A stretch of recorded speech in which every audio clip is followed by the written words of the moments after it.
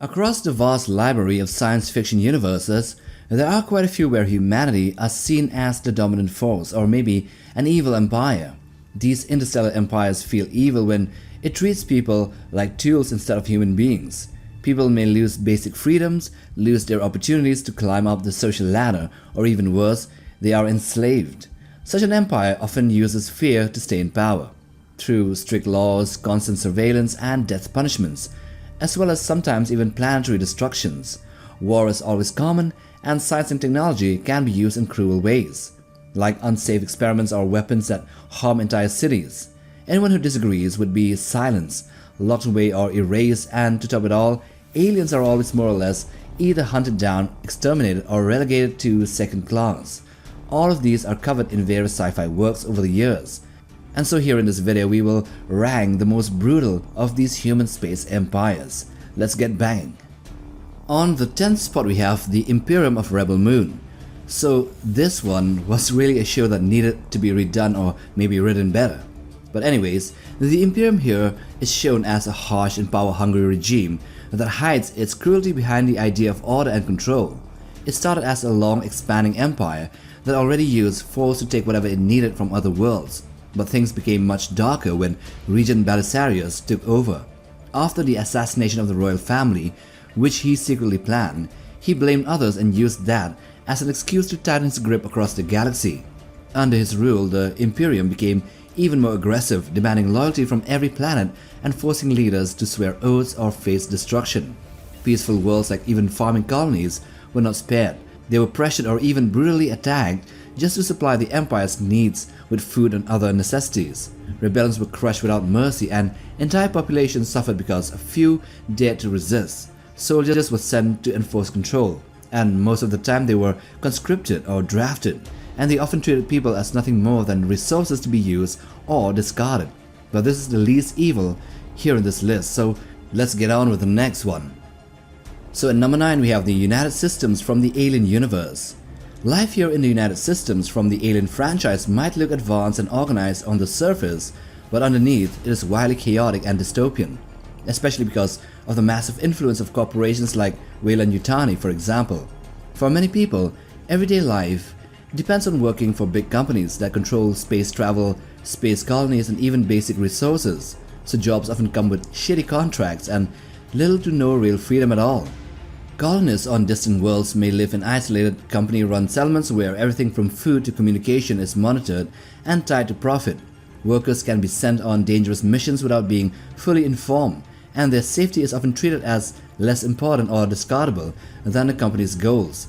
Technology is highly advanced with things like androids and interstellar travel, but disasters happen like the regular xenomorph outbreaks here and then, or even failed experiments. And sometimes help may come too late or maybe even not at all, especially if covering up the problem is more profitable. Overall, the United Systems is not always openly violent, but it is more of a corporate political machine that is more evil in the shadows rather than being outright authoritarian like other empires. Anyways, dialing this up a notch, here we come to number 8, which is the Pax in Hyperion Cantos. In the Hyperion Cantos novels by Dan Simmons, we find an empire that was ruled by a pseudo-religious group called the Pax. Here, after the fall of the hegemony of man, the Pax brought a very different kind of control amongst the masses, one that didn't just rule people's lives but their bodies and even their deaths. At first the Pax seemed almost like a miracle, offering hope and stability in a broken galaxy. Through the use of the cruciform, people would come to life back after dying, which made many worlds willingly accept the Pax's rule. But this gift came with a hidden cost. The cruciform, which they are using to revive people, is not just a tool, it's a parasitic organism that attaches to a person, spreading through their body and takes control at a deep level, copying their mind and even DNA. This means that the Pax doesn't just govern people from above, it controls them from within. Over time, those who rely on it can lose parts of what makes them human, becoming more like extensions of the system rather than free individuals. The promise of near immortality becomes a way to keep entire populations loyal and obedient, because refusing it can mean exclusion, suffering, or death, mortality. The Pax also enforces strict religious authority, blending faith with political power so that questioning the system feels like a sin. In this way, control is maintained through belief, fear, and dependence. Now, number 7, we have the Galactic Empire of Foundation. In Isaac Asimov's Foundation, the Galactic Empire doesn't look evil at first, because for most people, life is actually pretty normal. On many worlds, people go to work, live in cities, enjoy technology, and have a steady, organized way of life. The Empire is huge and powerful, connecting millions of planets, so it brings order and stability, which makes everyday life feel safe and predictable. But underneath that calm surface is still a strict and controlling system, a dystopia. Everything is ruled from Trantor, where the Emperor, which is really a line of clones composed of Young Dawn, Emperor Day, and Old Man Dusk, who holds all the power in absolute terms. They don't like being challenged, so anyone who speaks against them or questions their control can be silenced quickly. As the Empire starts to weaken and lose its grip, it becomes more desperate and harsh. Instead of fixing its problems, it leans more on fear and force, using its massive military to crush enemies and to hold on to control. This can go as far as destroying entire planets or killing huge populations just to keep or stop rebellion or to protect its image. So even though daily life might feel fine for many citizens, the Empire is still dangerous and brutal at its core, resorting to planetary destruction like in Calgon or using the Novacular black hole weapon against another planet. At least that's what happens in the TV series. Number 6. The Terran Dominion of StarCraft. This is a powerful but deeply oppressive human empire that presents itself as humanity's protector while quietly ruling through fear and manipulation in the corp-rulers sector of the galaxy. It was created by Arcturus Mengs after the fall of the old Confederacy, promising unity and safety from alien threats like the Zerg and the Protoss. At first, it sounded like a fresh start, but it quickly became clear that the Dominion wasn't just harsh, it was worse than what came before it. Mengs ruled as an absolute emperor, controlling the media to shape public opinion and hide his actions, making many people believe he was their only hope. The Dominion also carried out secret and unethical experiments, including creating powerful hybrid weapons or hybrid creatures from the Zergs and the Protoss, including also Zerg swarms, and running programs like the Ghost program where individuals with psychic abilities are taken, trained, and brainwashed for military use. Entire populations could be caught in the crossfire of battles, and civilian lives are often treated as secondary to military goals. There was nothing that the Terran Dominion wouldn't do in order to keep power from falling from its hands. It would even allow the Zerg to consume entire worlds if it meant that their goals are attained. The Dominion was also the reason why Sarah Kerrigan became the Queen of Blades and, funny enough, later became the salvation of the galaxy from Ammon. Now on the 5th spot we have the Terran Empire of Star Trek. See, this one is one of the most openly brutal and authoritarian human empires in science fiction, where violence isn't just a tool, it is the foundation of society itself. From the very beginning, the Empire was built on conquest and fear, starting with humanity's first contact turning into murder and theft instead of peace. Over time, this created a culture where cruelty, domination, and betrayal became the normal ways of life. The government is a strict dictatorship ruled by an emperor, Philippa Georgiou, but power is never truly stable because people constantly fight to climb higher, often killing their own superiors. In the Imperial Starfleet here, this behavior is actually expected, not punished, which makes every ship a dangerous place where trust barely exists. Torture is widely used for control and interrogation, and enemies, both alien and humans, are treated with extreme hatred, since the Empire believes anything other must be conquered or destroyed. Even its own citizens live under constant fear, knowing that a single mistake or a sign of weakness could mean their death. The system is deeply oppressive, with no real freedom, and everything is driven by control, revenge, and survival. What makes the Terran Empire especially dark is that this brutality isn't just enforced from above, it's actually a part of everyday life. Now number 4, the Atreides Empire of Dune. The Atreides Empire in the Dune series by Frank Herbert shows very different kinds of brutality under Paul Atreides and later under the God Emperor Leto II Atreides, but both are still deeply controlling in their own ways. Under Paul, the Empire became openly violent and unstoppable.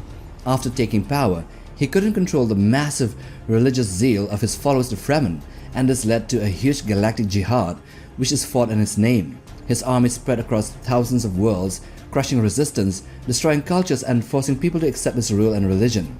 Billions died, entire planets were wiped out or left empty, and many belief systems were erased completely.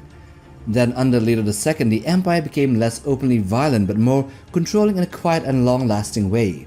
His rule lasted thousands of years, 3,500 years, and during that time he created what looked like peace, but it was really a forced and controlled peace.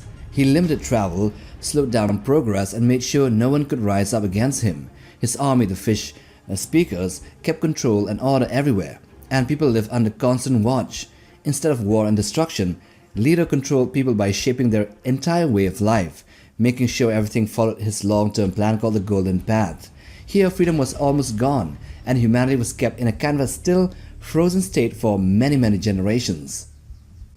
Number 3. The Galactic Empire of Star Wars. See, the Galactic Empire under Emperor Palpatine is one of the clearest examples of a powerful system turning openly cruel while still claiming to bring order. After rising to power, after the Clone Wars, Palpatine reshaped the galaxy into a strict dictatorship where all authority flowed from him alone. Freedom disappeared as the Empire used constant surveillance, fear, and military force to keep control. Planets that resisted were occupied, where their people were arrested, enslaved, or wiped out.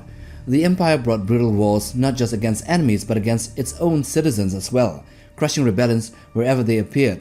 Its rule wasn't just about winning, it was about making sure no one dared to stand against it. It was the rule of the dark side of the Force. This reached a terrifying level with super weapons like the Death Star, which could destroy entire planets in seconds. Worlds like Alderaan were completely erased, killing billions instantly, just to send a message of fear to the rest of the galaxy. After the Empire fell, its dark legacy continued through the First Order, who followed the same harsh ideas and also pushed them even further in some ways. But still working under the puppeteering of Palpatine in Exegol, like the Empire, it ruled through intimidation and overwhelming force, using advanced weapons like the Starkiller Base to destroy entire star systems instead of just single planets. Now on the second spot we have the Interim Coalition of Governance of the Xeelee Sequence. See, this ICG, or the Interim Coalition of Governance, is one of the most extreme human empires in science fiction, shaped by fear, survival, and a deep belief that humanity must dominate or be destroyed. It was formed after humanity went through a traumatic period of subjugation by alien races like the Quacks, who nearly wiped out human progress and pushed the species towards extinction or near extinction. That experience left a permanent scar, leading to the rise of harsh ideas like the Druze doctrines, which taught that unmodified humans were superior and that no other species could be trusted. Over time, this mindset turned into a full-blown human supremacy, where the Coalition expanded across the Milky Way galaxy and wiped out or conquered countless alien civilizations without hesitation. By the time they faced the Xeelee, humanity had already become a war-driven empire, built entirely around conflict and survival. Their war against the Xeelee pushed things to an even darker level, with no real space for growth, normal life, or creativity. Entire generations were raised just to be soldiers, often child soldiers sent to the front lines with the expectation that they would die. Losses on a massive scale became normal, with billions of humans sacrificed every single day just to keep the war going. Thus the Coalition turned itself into a machine of war, where humanity's fear of being controlled again led it to become just as ruthless and destructive as the forces it once feared in the past. And of course, as you would expect, number 1 goes to the Imperium of Man of Warhammer 40k. See, the Imperium of Man is one of the darkest human empires in fiction, built on fear, control, and endless sacrifice. Actually, I love it more and more every time I read about it. Anyway, it is ruled in the name of the God Emperor of mankind, whose will is carried out by powerful figures like the Primarch Roboto Guilliman and the High Lords of Terra. But the system itself is so massive and confusing that it often crushes its own people without reason. Life for most citizens is harsh and short, with many forced into brutal labor, especially those who live in the hive cities, where they work exhausting hours in toxic environments and rarely live long lives.